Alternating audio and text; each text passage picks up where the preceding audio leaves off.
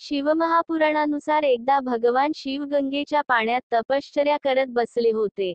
तपश्चर्या करून बरीच वर्षे झाली. एके दिवशी तपश्चर्येच्या प्रतापामुळे त्यांच्या अंगातून घामाचे थेंब बाहेर पडले.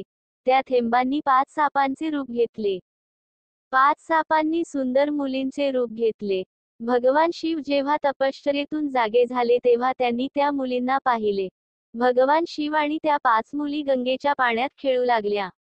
इतक्यात माता पार्वती तेथे आली. जेव्हा त्याने त्या मुलींना शिवाशी खेळताना पाहिले, हे पाहून तिला राग आला.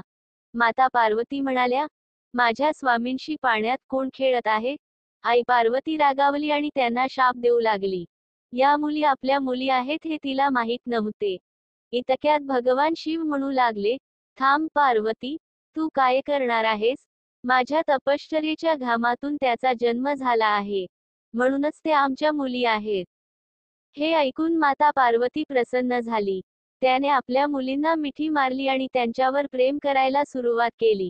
भगवान शिवाने त्यांना जया, विशारा, शाल्मलीवारी, लोटली आणि देव असे नाव दिले.